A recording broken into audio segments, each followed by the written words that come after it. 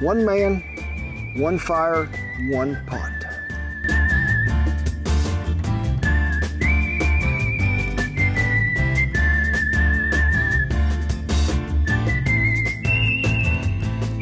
Mexican lasagna.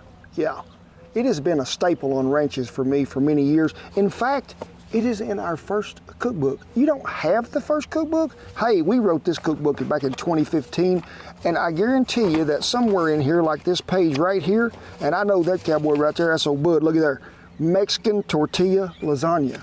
So when you're talking about lasagna, you got ricotta, and then it's got these big flat noodles that goes on there. But why would you want to use a big old flat noodle when you could use some homemade tortillas in there? We're going to make it layered, we're going to make it cheesy, and we're going to make it a little bit spicy.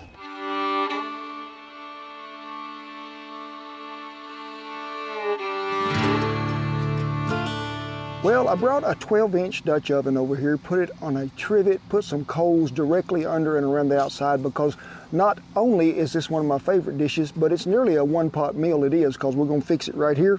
First thing we're going to do, 2 pounds of 80/20 ground chuck. You can notice too, like when we're stirring something, if we're cooking with a casserole or something like that, we're always using a wooden spatula, never a spoon. Sure, I'll serve with a metal spoon, but I'm never going to turn, flip, scrape something like that to clean unless it's wood or unless it's plastic. And I prefer wood because plastic will burn when it gets hot. Last thing I remember anyway, one of my favorite fruits in the whole world, some jalapeno, 1 yellow onion. So we'll get all that mixed in there.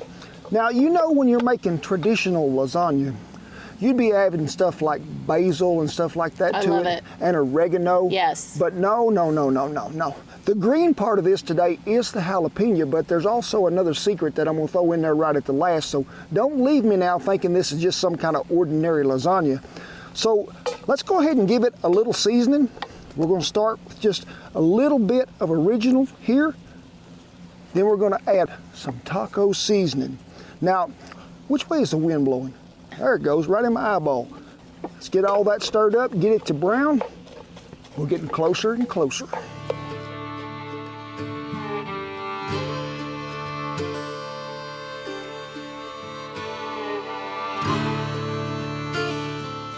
Well, meat is about browned up, it is, but I always like to, at this point, is go back and get me a little taste. We're going to add just a little more taco seasoning and a little bit of beef broth just to get all that, because I want a little liquid in there when we put this together. So we're going to go about that much. No, hey. Not yet, Big. Not yet, buddy. I seen you over eyeballing the refried beans. Let me see if I can set this off right here. Now, you see me put this Stargazer up there, and you look in there, and what is it? Refried beans from scratch, yeah. Now, if you're in a hurry, I'm not going to get on to you too bad for going down there to the store and getting you a can of refried beans. But these are so easy to make. We have a video on refried beans, and whew, they are one of my favorite. You can also use canned beans in this recipe. Just go ahead and drain the liquid off of them. You're going to add mayonnaise, you're going to add sour cream, you're going to add butter, and some good spices to it, and it'll come out just nearly as close as what we made homemade. You know, I'd made these refried beans this morning earlier, so we're just going to warm them back up so the cooking process is really a little quicker when you get it all back together. Everybody is here, and I want y'all to look. You can always tell a homemade tortilla by, see, this is not really round, is it, Shan? And if y'all are looking for a good homemade tortilla, make sure and check that video out. Shan's. Do we have it also in the cookbook? I think it is in the cookbook. I think it is in Faith, Family, and the Feast, maybe. Oh, is it? Okay. But it is, they are the best. And you know what makes them the best, Shan? Bacon grease. Bacon grease. Took the meat out of this 12-inch Dutch oven, got the beans warmed through, we did. Now we're going to do the layering process, and on the bottom goes tortillas. Now, you may have to cut them, tear them, whatever you got to do to make the puzzle fit really well. Next comes a layer of refried beans. And just smear them on there, just like ice in a cake. We're going to use about half of them. And if you're looking and you think, well, I'm going to just do this with canned beans, it'll take you about 3 of them regular cans. I think it's 15.5 ounces, but that'll about come out to what you need if you're going to make this. Get you some sour cream, spread it around there too. This dish turns out really well. It cuts well when it's done. And the flavors, them cowboys asked for this many times on a ranch when we was cooking it. And we usually did it at a noon meal, usually the 2nd or 3rd day we was ever on a ranch. It is a cowboy favorite, cowboy approved. Time for half the meat it is. Try to get some of that beef broth in there with it, because we sort of need that extra sauce in there, we do. I was going to use some enchilada sauce out of the can and some rotel that had been drained. But folks, we changing this up a little, and you'll look right here, what's that say? Hatch green chili. I told you we was going to spice it up a little, so we're just going to sprinkle a few of these right in here to go with them jalapenos. Then next, we're going to put the cheese to it. Just layer it on there really well. And this is a great recipe to do if you're new to a Dutch oven or you're going to go camping. You can prep all these ingredients sort of beforehand, take them with you, and you're in pretty good shape. Now would be the time when we'd add the enchilada sauce. Oh my gosh, child-proof label.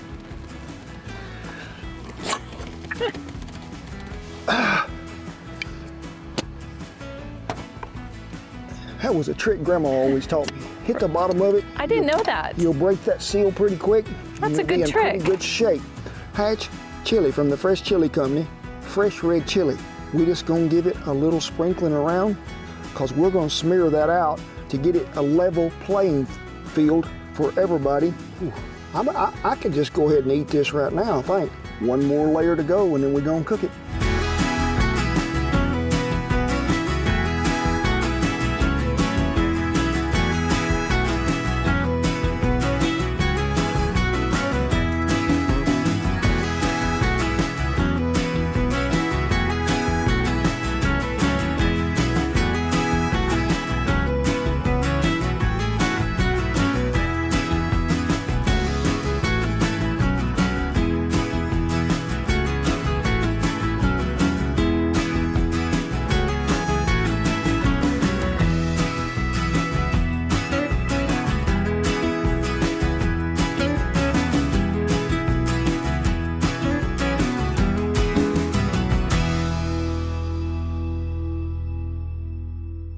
Well, we got it all put together, put it over here on a trivet, heavy coals on the bottom, but very light on the top.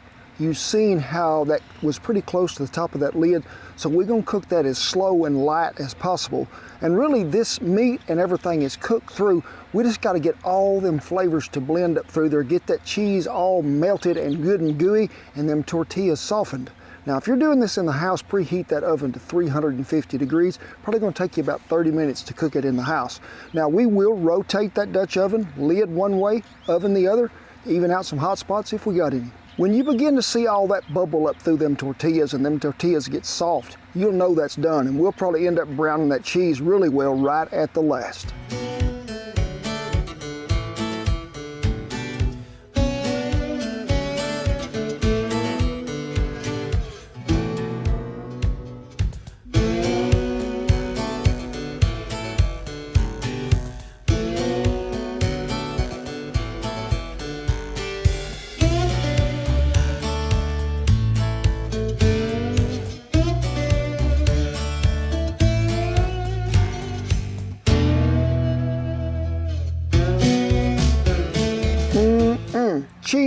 Cheesy, layered goodness it is.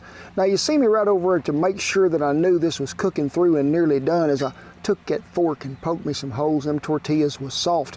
Seen all that juice bubbling around there, but then added a few more coals to the top of that Dutch oven to brown that cheese up even a little more. Now I want to warn you, because I have seen cowboys do this and me as well, do not eat it right out of the pot. That cheese will stick to the roof of your mouth. I mean, you won't never get it off. But while that's cooling just a minute, remember this recipe come out of Tasty Cowboy, but let's see what's come out of it today. Leftover tortillas for the puppies. So, But you have to, I don't know if we have everybody, because it's like 80 degrees in February. The good Lord said, hey, we're going to give y'all a little dose of early springtime. So here's one for the mage. Here's one for the big. We'll save the rest of these. Now Everybody else was sleeping. Yeah, they're going to shade it up somewhere. I'm going to have me a bite. Haven't had this in a long time. God.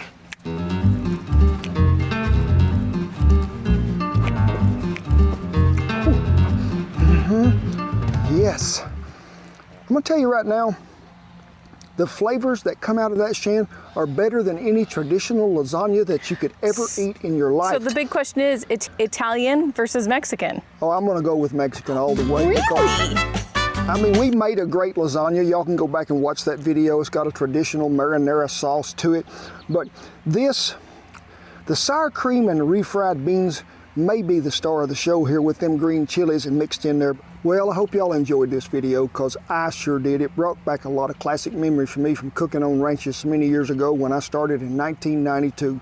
And that's been on the menu nearly every ranch I've ever been in my life. We thank y'all so much for tuning into our videos. Hey, y'all remember to check out that events page too, because things is coming up pretty quick. They are over here at the Ritz Theater. Me and the Cleverleys, we gonna be doing it to it. And then it won't be long after that, we'll be in Kidron, Ohio up there at Lehman's. And if you ain't got a ticket for that, you better get one, because it sells out really quick, it does.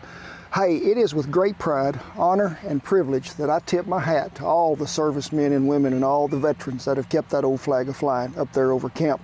Y'all come on in here and get really close now, because I got something I want to tell you. What can we all do to make someone's life better today? That is our goal. Let's make everybody a better neighbor. Let's make everybody a better friend. And all it starts with is me and you. God bless you, each and every one, and I'll see you down the Mexican Lasagna Trail. Good job, Mage. Play for the Yankees. No. How about you, Mage? Mage is 2 for 2 batting 100. He is. Mage just for luck. Good job.